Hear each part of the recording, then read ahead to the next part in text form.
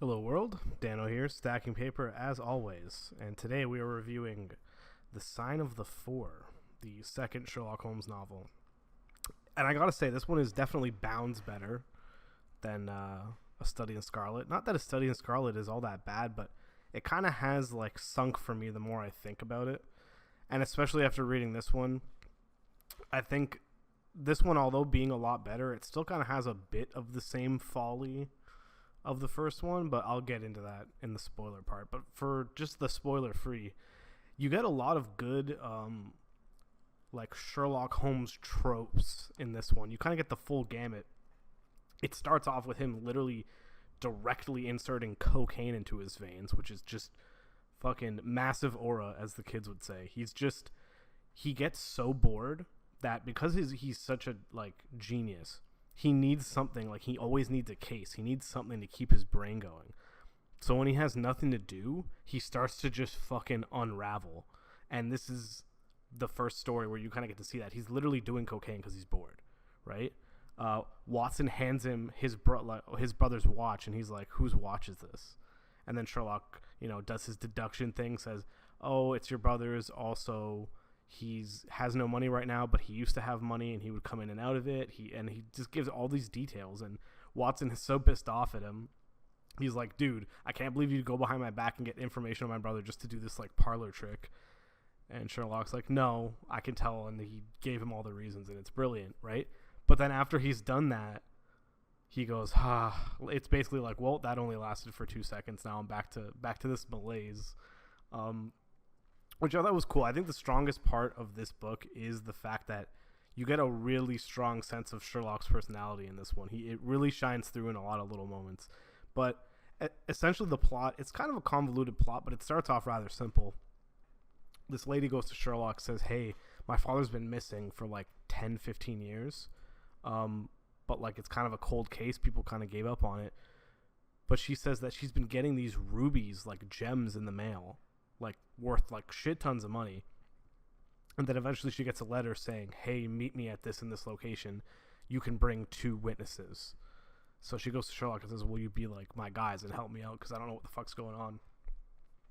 They go to meet this guy, and it kind of just is like a cascade of events where they meet this guy. He is kind of just like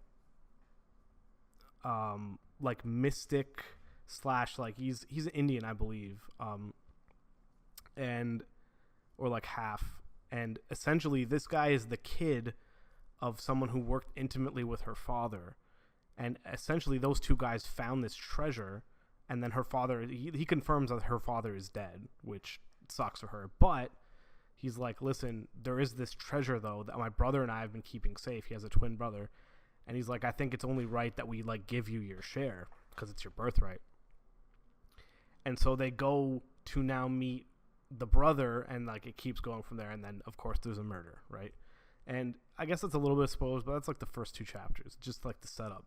But it kind of just cascades from there, and it keeps going, right? You get an animal companion in this one. You get the goodest boy, a dog, to like sniff out the trail. You get, thrilling chases, really cool like deduction tricks, everything you expect from a Sherlock Holmes novel.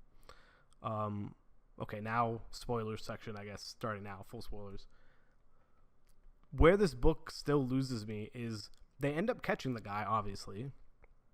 Turns out this is a guy who was wronged by both the lady's father and the father of the twins. This guy was the guy who originally found this treasure, and the reason it's called the Sign of the Four is because he keeps leaving these markings, the Sign of the Four, everywhere.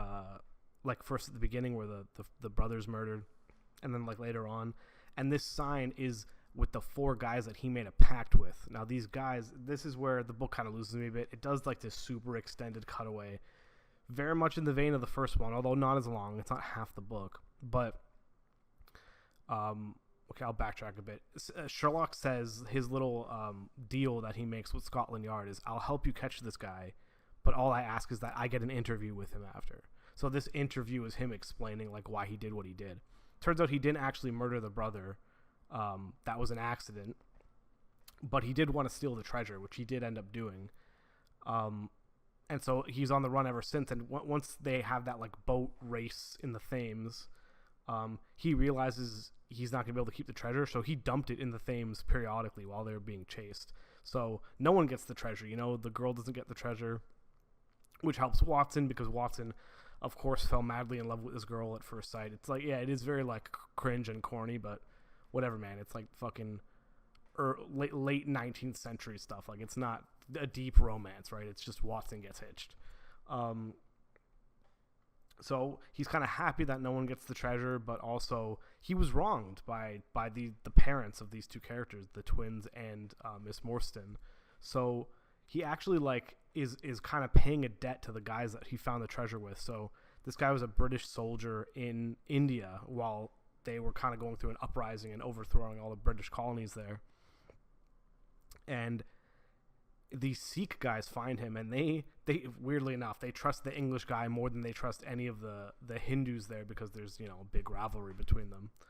And he says, like, we'll trust you to, like, we'll give you a share of this treasure if you help us get it out. And they do some terrible things. They straight up murder a guy to get this treasure. Like, this guy is not a good person. And they establish that at the end. But he's just saying, listen, I was being true to my word. I told these guys, like, I broke out because Major Sholto and Major Morstan, the two parents of the kid that inherited this money, they fucked him over. They straight up fucked him over. So it's kind of like they got what was coming to them. But I will say it's just not that interesting, though. That whole section of his flashback, it's just, again, it becomes like a generic action adventure, and it's not at all what you read Sherlock for. So, and it is pretty fucking long. It's the longest chapter by far. It's like 3 chapters long, essentially. So it's a good, like, third of the book, I'd say. Maybe a quarter of the book. But it's better than half, but it's still, like, I wish he didn't do that as much. But, like, other than that, that's my real gripe. Like, I still give this, like, a solid 8. I probably am going to drop Study in Scarlet. Or maybe 7.5. I think 7.5. I think Study in Scarlet's, like, a 6.5. Just because the front half is so good, but, like, that, whole American Frontier thing, it's cool, but it's just a different book. This has that same issue but smaller, so it's cool that at least it makes up for it in the character work. Like, Sherlock is really great in this one, and even at the end of the book, I love that after this whole thrilling adventure, his malaise starts to set in again, and he's like, well, back to the bag, and literally the book ends with him injecting cocaine again because he's now bored again. It's such a good wrap up. He's also super sad because he knows that Watson, like, fell in love with this girl. And he's like, well, I'm kind of pissed because this was probably your last case with me. Like, I know you're clearly in love with this girl. And Watson's like, hey, man, I'm sorry. Like, if you think she's not right for me. And he's like, no, she's a perfect woman for you. Like, I can't even, like, I'm so happy for you, but also, woe is me. And then that's how that wraps up. And I really enjoyed it. This felt like much more of a Sherlock book than Study in Scarlet. Even though Study in Scarlet does have good moments, it's like, it feels like a prototype. This book feels like Sherlock is who Sherlock is. They have some cases under their belt. Because Study in Scarlet's supposed to be their first ever case. And even though, I'm trying to think, I think a bunch of short stories were published